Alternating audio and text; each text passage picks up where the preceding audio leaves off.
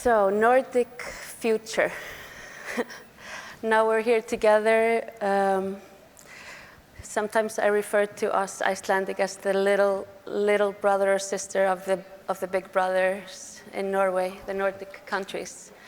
So now you're here with us, Lowen, and I think I can say that we look up to you guys in many ways. So on Nordic future, where do we stand and how can we move forward together?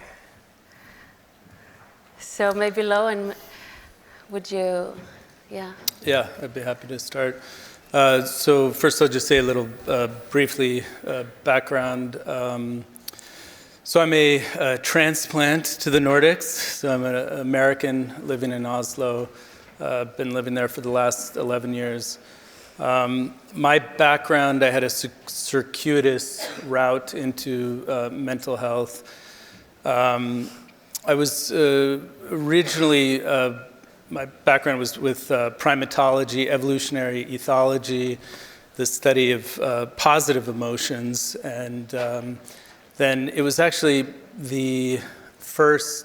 my first trip to Norway that about 20-something years ago that brought me into the study of negative emotions. I had been living in Moscow studying Russian literature for a while, and I go from Moscow in the winter to Trondheim, kind of mid-northern Norway, right in December, and it was totally black and cold, and I didn't see the sun for a month. And I got this taste of what it might be like to have winter depression.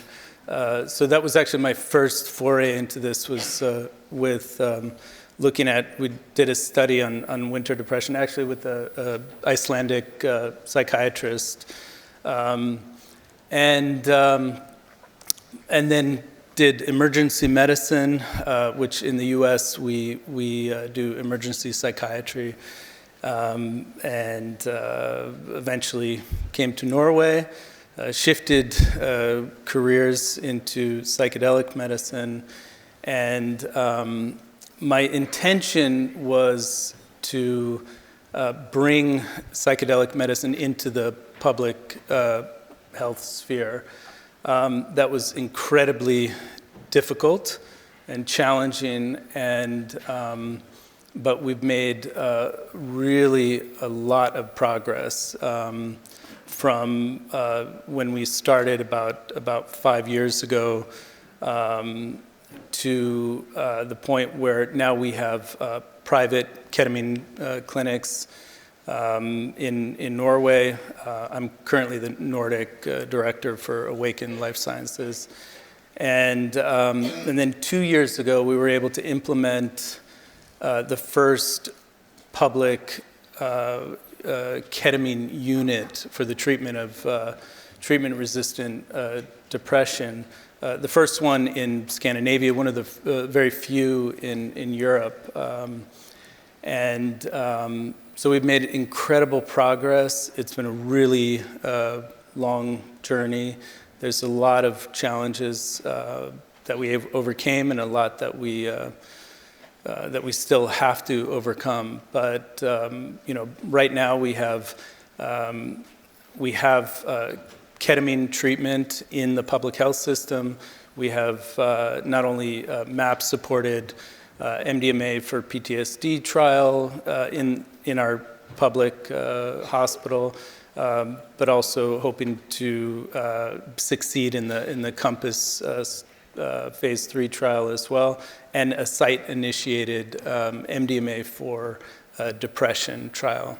So we've made great progress, and I actually think the future looks very bright for psychedelic medicine in the Nordics. Mm-hmm. Yeah, now since this conference, there's been talk about more Nordic collaboration. And in one of the talks I had with my Nordic fellow people, they said that there's a hope that the Nordics will be leading psychedelic science.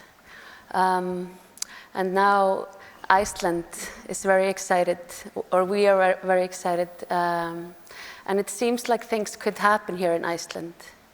So maybe Héðinn, if you can tell us a little bit about you and what do you think about that? Well, thank you for inviting me to participate in this panel, and welcome to Iceland, all of you foreigners. It's great to see you all here. I entered the mental health field 32 years ago due to a psychosis, and I have had 3 psychoses since then. So I was diagnosed with the DSM, I think it was 4 or 3 maybe. Maybe it was Robert Spitzer, I don't remember. Maybe Alan Francis, I'm not sure. Anyhow, it has colored 8 years of my life, basically. So I lived 8 years with the disease, about 53 years totally. So yeah, about 45 without one. I was in my first years in the medical study, so I dropped out and I went into the policy field, finishing a postgrad in international policy analysis, entering WHO, spent 4 years with WHO Mental Health team, Benedetto Saraceno and all the rest. And I found out that it's hard to have influence within WHO, and then you grow older and you stop bothering about having influence anyhow. This world is what it is, and it's hard to change it. So yeah, and I came home, started with the Ministry of Health for 3 years, and then Prime Minister's office now for 12 years. Just quit last December after 15 years within the establishment. So I've become a square. I entered the circle, I became a square, so I have bits of both. So yes, the experience of lunacy, and I can tell you the moon is descending right now, so there will be no lunacy here these days, I promise you. It's descending, so it's okay. But it's very interesting, and these talks and the discussion, because when I entered the system, there was neuroleptics, there was haldolperidol, and I tried all the neuroleptics except maybe thoracine, and then the SSRI came, and now this. So I think it's a part, like Sergio talked about, of an evolution, and we have to bear an open mind to these substances, because we know so little about thoughts and emotions, and those are the 2 things we're working with. So I think it's extremely exciting times, but the establishment should persist on service, right, in a democracy. There's no blue bloods anymore in Iceland. But it persists also on power. And power is a very interesting concept in our societies, in our history, long, long history, and our brain function, of course. But so I think it will be interesting when it's not 2 worlds anymore, because actually what it is the 3rd attempt of those ancient remedies to come into a squared Western model. And it will be extremely interesting to see how that develops. I think slowly but surely, because there is resistance, there is some sort of polarity still. We need education, education, education, and we need to remember that the mind is like a parachute. It works best when it's open. Yeah? So I think that's valuable.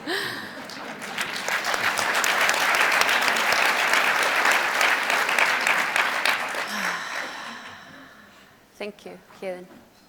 So, Páll, thank you so much for coming here. Can you tell us a little bit about yourself and what you think about the Nordic future of psychedelics? Okay, well, thank you for inviting me, and hi to all of you.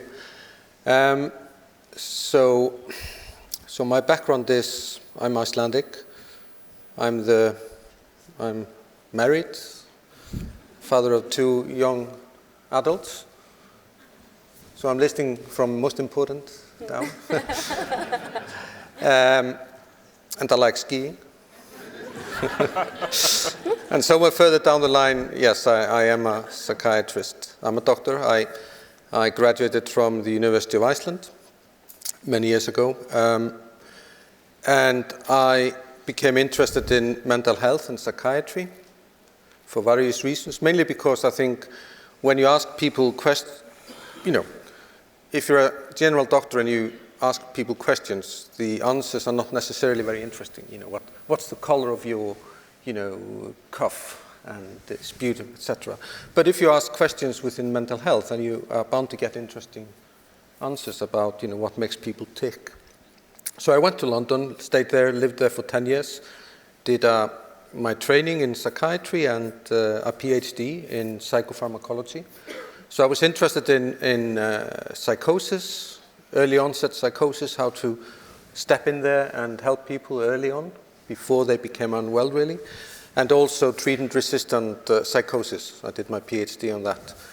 Came back in 2007, the same year as Héðinn, and we actually spent the first winter after we came back shaking our heads over Iceland and trying to get to grips with it and planning how we would change the system of mental health in Iceland.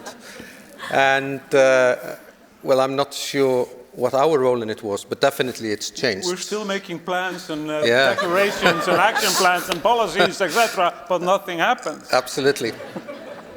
But I was interested in various things apart from hardcore psychiatry, happiness, burnout, resilience, ways to cope, and coercion, how to reduce coercion and get, move without that.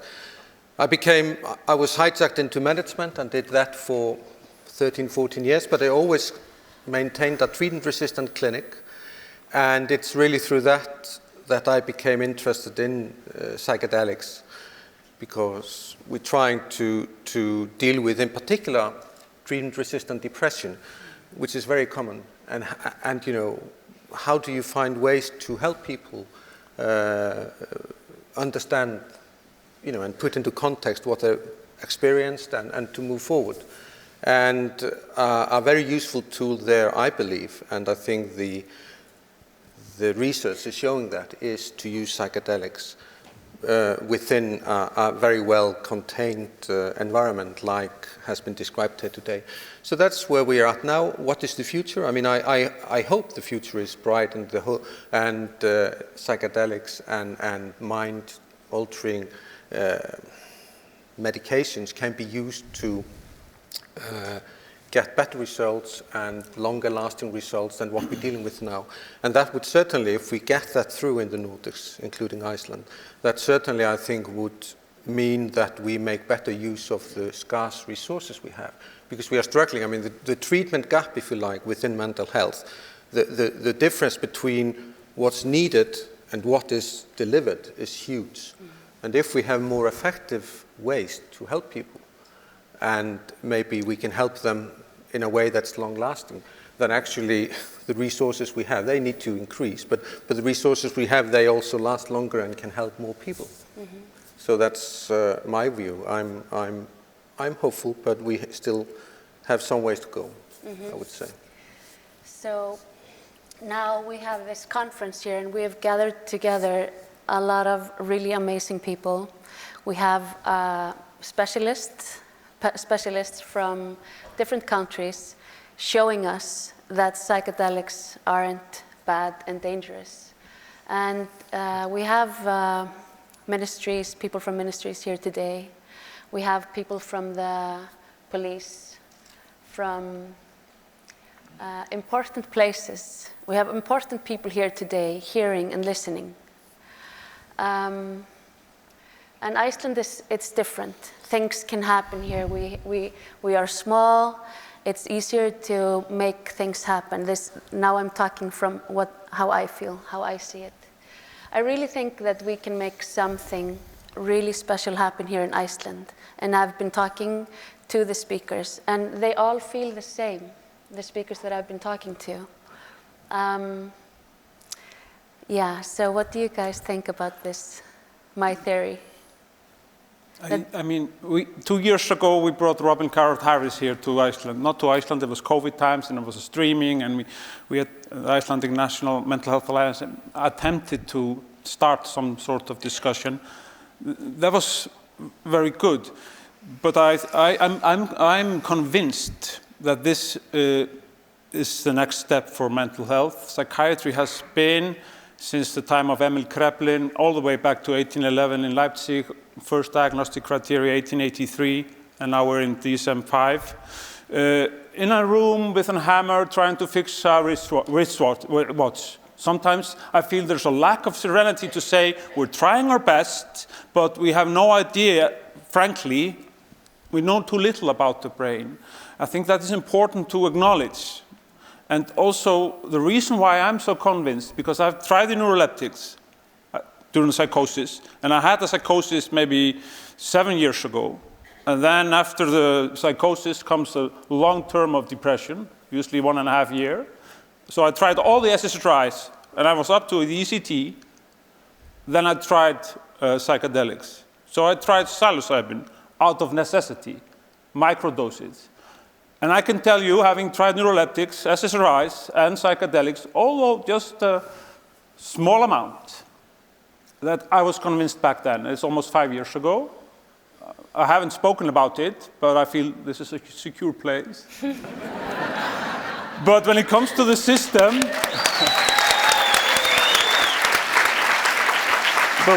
but when it comes to the establishment, there are laws, regulations, and rules, and frameworks, etc., etc. So it will take time. I'm certain of that. But I'm also certain that slowly but surely, the discourse and the narrative and the experiences of people talking about their experiences will prevail, and we will move forward. The only thing we need is to realize that we have been here so long on this planet, and we need a little patience, but we need to keep, yes, pushing, and we need evidence, evidence, evidence, and we need to bring the discourse to a sobering plateau of evidence, and we need to use the techniques, whatever we feel about them, of science. Yeah. Páll, I agree 100%. I think, in the Nordics, we're in a bit of a paradoxical situation in that, on one level, I feel like things are significantly behind a lot of stuff that's happening in other parts of the world in the field of mental health and psychedelics. And there are, obstacles including lack of awareness, lack of education, lack of knowledge of the science that does exist already, a lot of stigma, this, false dichotomy about drugs, medicines versus drugs of abuse, and how can drugs that can be used recreationally also be used therapeutically. And also, I think more so in the Nordics than other places I'm familiar with. There's still this separation between mental health and somatic medicine, where we even people that have some disorder that's treatment resistant, they've tried everything. They've tried ECT. There's still, even in these cases where there's high morbidity, high mortality, there's a resistance to actually try something new. Whereas, if you have cancer, in the Nordics, we have no problem giving medicines that are super harmful to the body, that we have no research on. We just try something because the risk-benefit ratios, what is the opportunity cost of using, we know these medicines are very safe and they have huge potential, and yet there's still resistance in the field of mental health to actually do something new that does not exist in somatic medicine. So that's an obstacle. But I think the paradoxical part is that even though that's the status where it is now, because of perhaps the size of countries in the Nordics, but also I think there's this culture of adaptation, adoption that happens very rapidly. So it takes a long time. Everybody kind of wait until all the evidence builds up, and then there's this critical threshold where, boom, within a couple of years, everything can change very, very rapidly. And I think we're right there at that threshold. At least, that's what we've seen happen in Norway, and I think it's going to happen here very quickly. Yeah, I mean, you can think about these things on many layers. I mean, there are different angles into this issue, really. But I think there are two main camps, maybe, or there is using research and to address this, or it's the kind of legalize it and just use it freely. And I think there is value in combining both and using these medications, these materials, these chemicals, really, as a way into using psychotherapy. I can give you an example. I'm probably the first psychiatrist in Iceland who used ketamine as a psychoactive substance, and that was using it as a rapid-acting antidepressant back in 2011, intravenously. And it has been used in a handful of cases since then within the National Hospital. But it was without using using the window of opportunity, if you like, of using psychotherapy as well, and you miss a lot through that. And equally, I mean, if you just use psilocybin just like that, and you don't use that opportunity in any way, that opportunity of this open, if you like, state that happens, then you're missing out a lot. But I would say that I think the way forward is to try and move quickly with getting this approved as a medication, because once you get not only ketamine but MDMA, psilocybin, etc., once you get them approved, then actually that is a very good way in, and a good way of making sure that the chemical that's being used is actually used. It's properly done. It's in the right doses. We saw, for example, in the most recent study from the New England Journal of Medicine that's been shown here today by Goodwin, the difference between 10 and 25 milligrams in the effects of psilocybin, for example, are huge. So I think it is important to know exactly what you are using and how.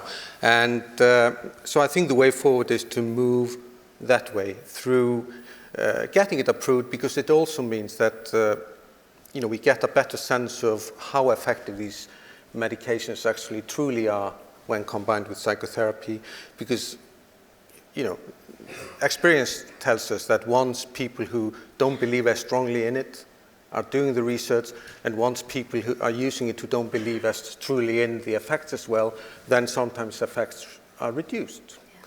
So you have to get a sense for that. You also have to make sure that serious side effects don't happen. Side effects are very common in these medications, but thankfully they are generally not serious. But these are all things, it's just boxes we need to tick off.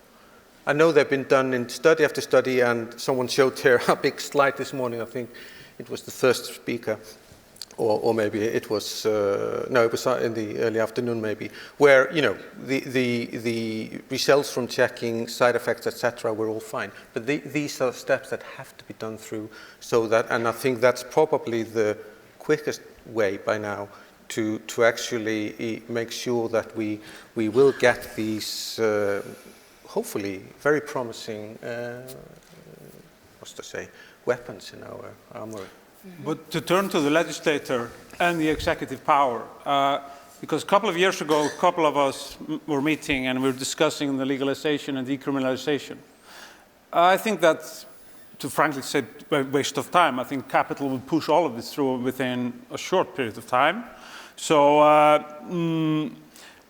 the legislator here in this egalitarian social democratic country is old establishment, yet though it only has 78 years of practicing from the beginning of democracy now. But there is a situation within government. We don't have collective government here. We have 12 ministries, which are basically, so we're faced with, not in this matter only, but in many other matters, with something we can call as a horizontal challenge within vertical bureaucracies.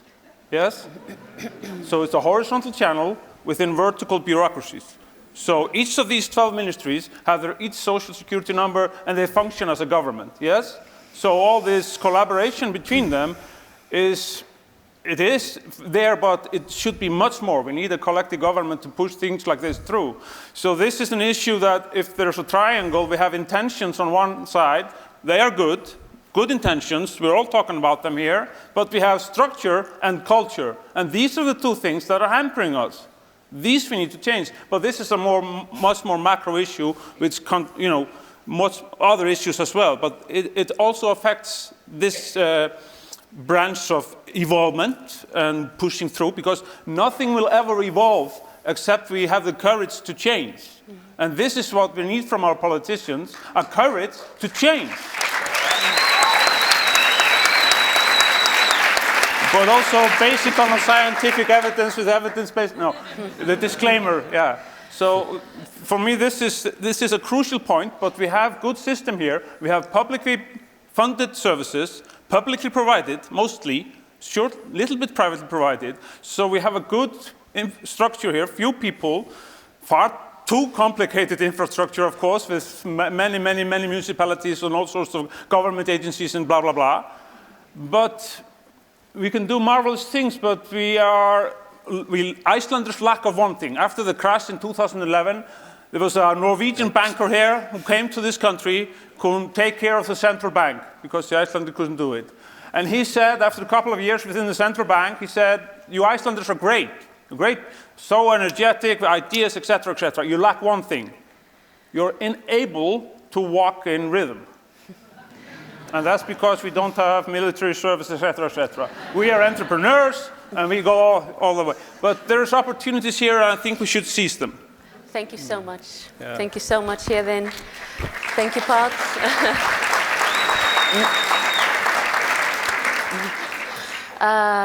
Thank you, Héðinn, for telling us about you, your story. And Páll, it's very important that a person like you is speaking with us, that it's not just this girl who is doing this weird psychotherapy training in Colombia, and and people like you guys. It matters for the nation to hear. So I want to tell you, all of you people, we are trying to put together a meeting with the Ministry of Justice and the Ministry of Health and some speakers, so they can have a conversation, so they can meet and talk and really connect. That's what we are working on. So I'm putting it out there so everybody can hear about it, so we can be excited.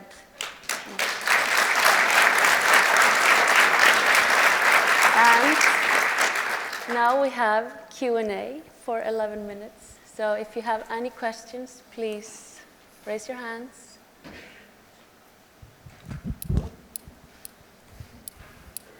I see a hand over there, and then I see another one over there.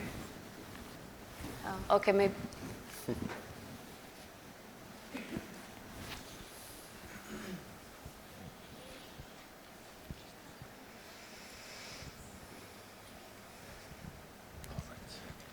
Thank you very much for your presentation and discussion. I'm very honored to be here. I am Tina Horsted, and I'm a physician, a pain physician, also an anesthesiologist like you are.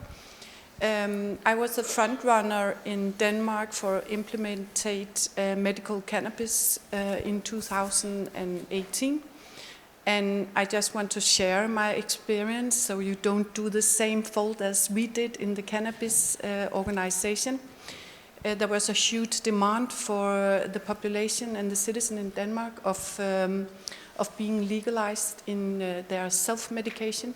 So it was actually carried through me and some politicians to the parliament in order to give medical cannabis free for medical purposes.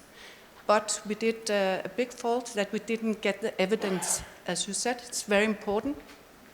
And I've been discussing with David, my old study mate, David Ertsø, which will speak tomorrow, that in the psychedelics, get the evidence, because you will go into so many discussions with people that don't know anything. And evidence is important because that will convince them. And safety studies, super important. Also to show that we know that you don't die of a cannabis overdose, but a lot of physicians still think that when you start with cannabis, you will end with a needle in the arm. So think of taking all these prejudices away and all the negative stigma. A lot of my patients are self-medicating and go underground with psychedelics. And we also in Denmark really want to get that into a possibility to take off the burden of being illegal for our extremely stigmatized and chronic patients. Thank you very much. Thank you.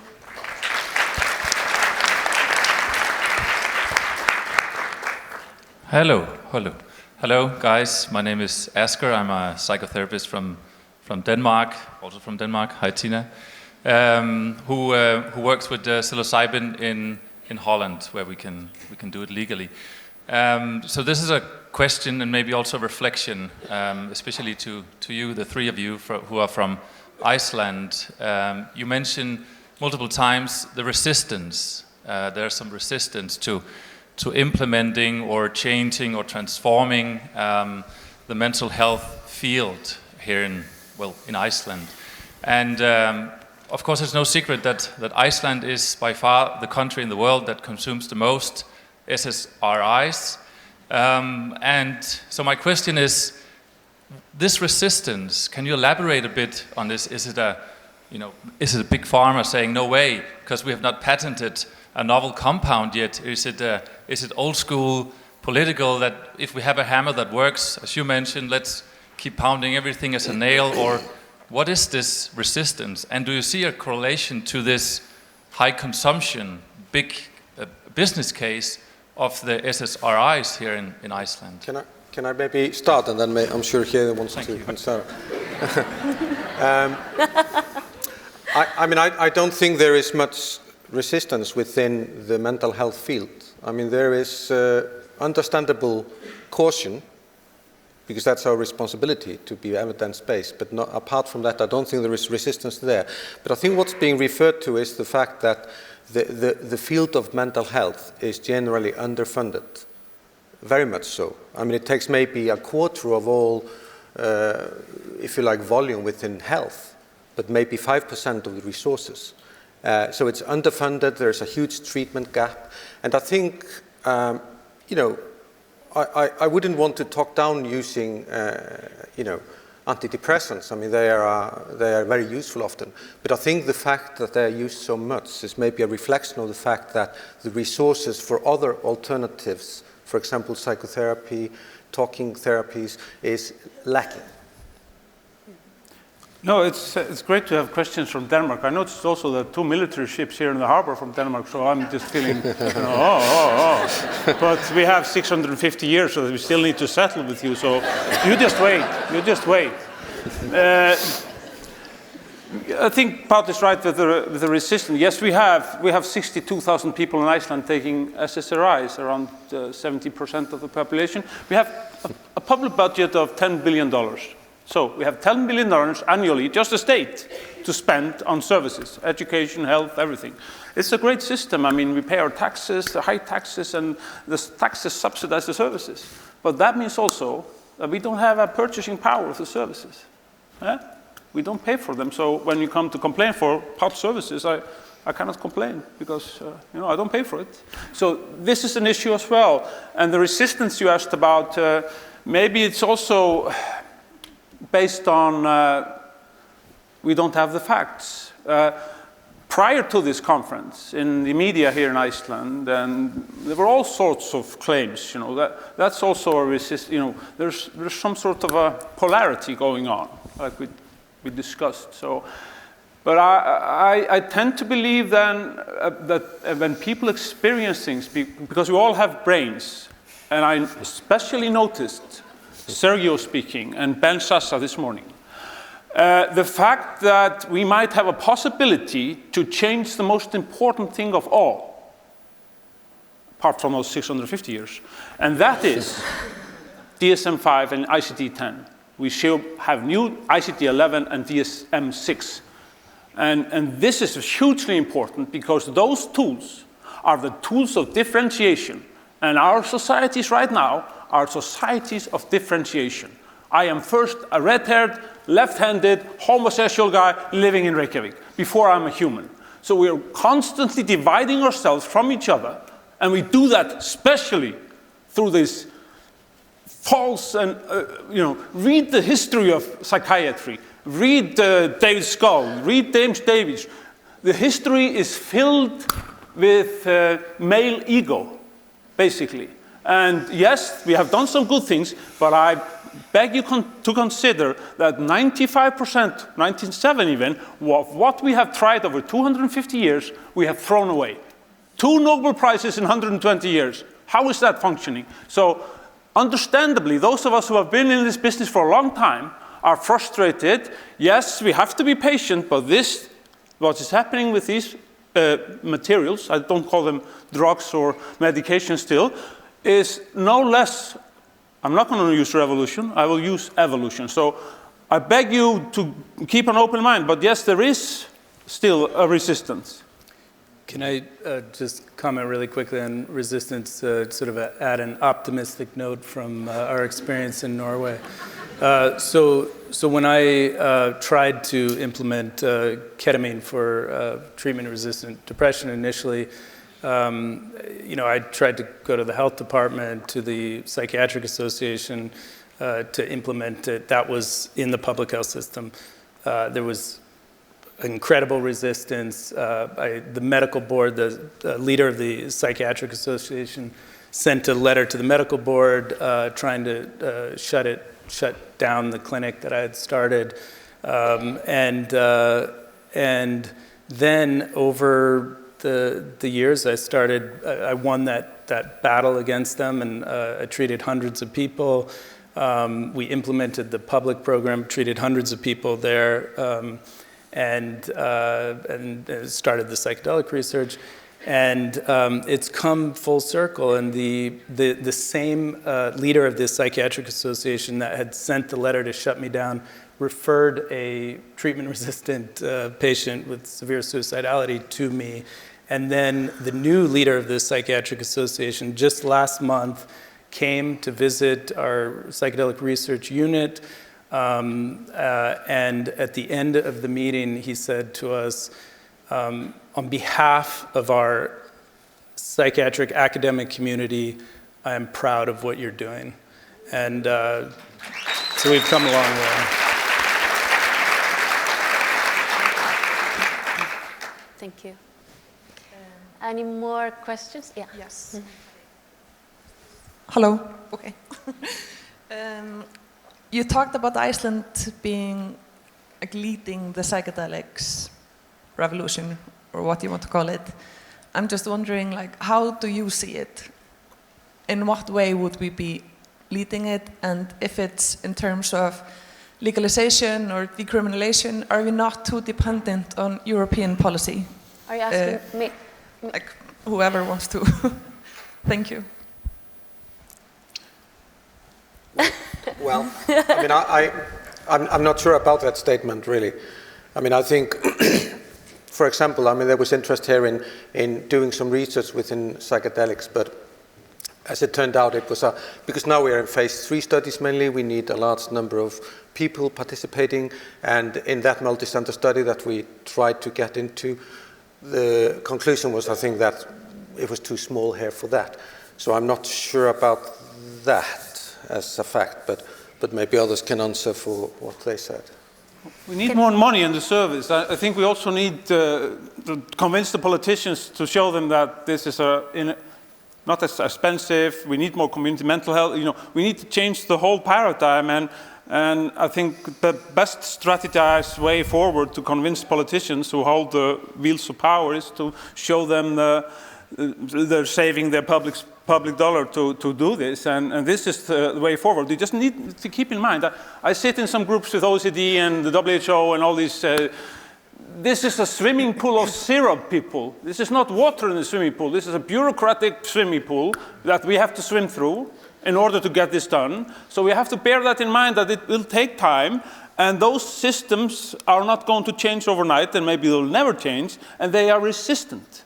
So that's what I'm also talking about, I'm talking about the bureaucratic resistance, because in the end, it boils down a bit to power. But there's, of course, one feeling that is stronger than fear, and that's hope. And I'm not going to take that away from you. But, you know, we have to be sensible about it also.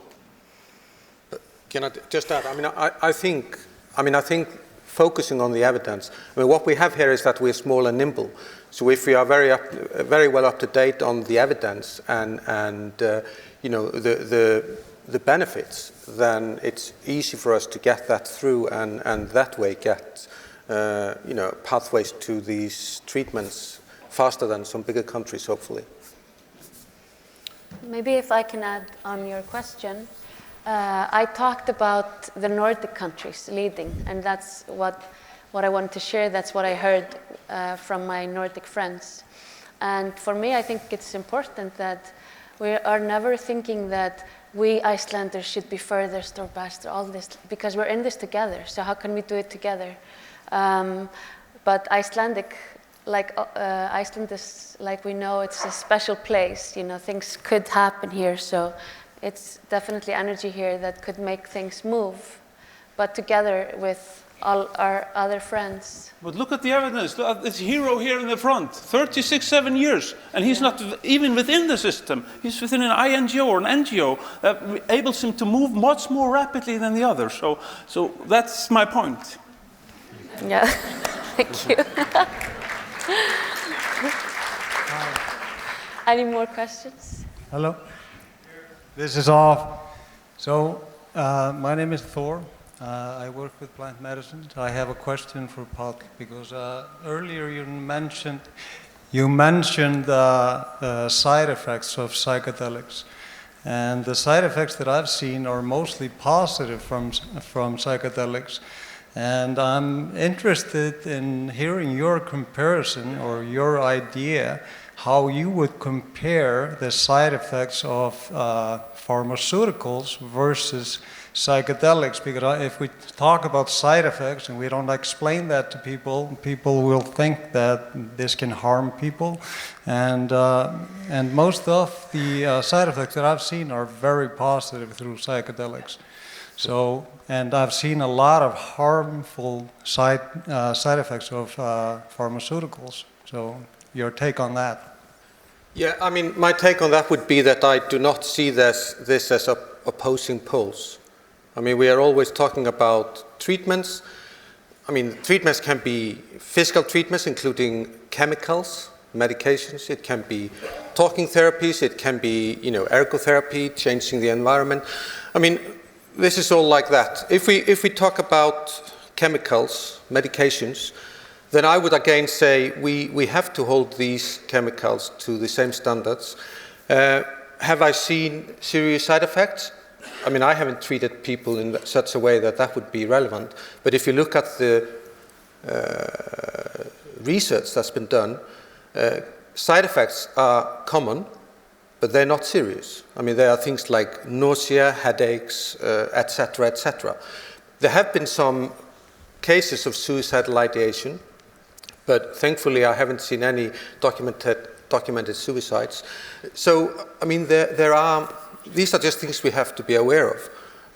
And for antidepressants, as well as antiemetics, as well as, you know, diuretics, as for psychedelics. I mean, I think whatever, you know, we approve to use within evidence-based healthcare has to have gone through a certain process. That's just the way I see it. I mean, I think that's the way forward. And I don't think, I mean, there are fast-track applications already within the FDA. It's slower in Europe, I know, but you know, I think we are moving quite fast towards this, rightly so, since these are treatments that have huge promise and potential. Thank you. Yeah. Okay. The time is... Hello. Can we have one more question? Yeah. Hi. Okay. I'm back here. Where are you? Oh, Hello. You're here. Okay.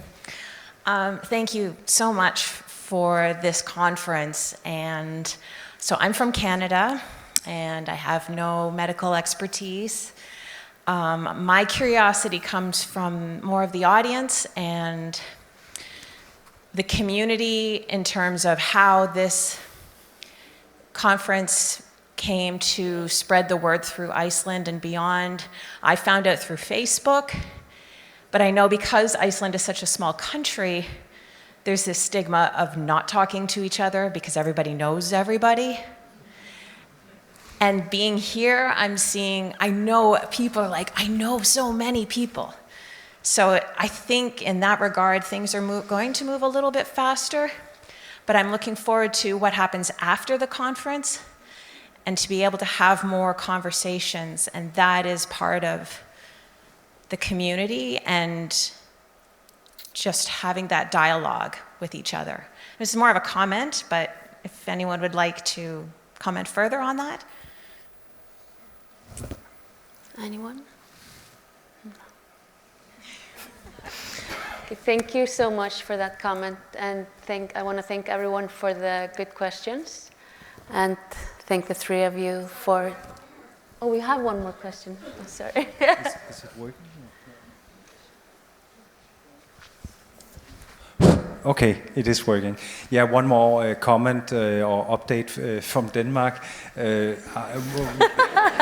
Our experience from our network in Denmark is actually perception of psychedelic therapy among psychologists and psychiatrists. They are changing quite rapidly, especially among psychologists, but now the Danish Psychiatric Association, their annual meeting, they have Rachel Yehuda coming to speak about psychedelic medicines. So also the psychiatrists are interested, and they're interested because they need new tools, of course, but also because we have a crisis in they need more young doctors to become psychiatrists, and they have a hard time convincing them that this is an exciting field, that the most talented young doctors should become psychiatrists. And they see a case in psychedelics that this is actually a field in medicine where something new, radically new and exciting is happening. So they're also hoping to attract new talents and young doctors. There's also a motivation that you can consider. I don't know if you have the same problem here, but there's also a motivation in Denmark. Thank you. Thank you very much for Just this a short comment yeah. on that, because there's an oxymoron that we haven't addressed with the users of the psychiatric services. Because when you once have been coercively treated, there's something in your brainstem that, the primitive man, that it becomes an issue of power. And for so long, the users of the psychiatric services and the mental health system have been disempowered. And the services have been provided on the terms of the system itself. We've been trying to change this for decades, and we're moving along, but I pledge you to come with me on the trip, not the trip, the travel, to keep on changing that. Because yes, we are also consumers. Yes, we want to have something to say about the services. Yes, we want to pay for them through social insurance. We are asking for service. Thank you. Thank you.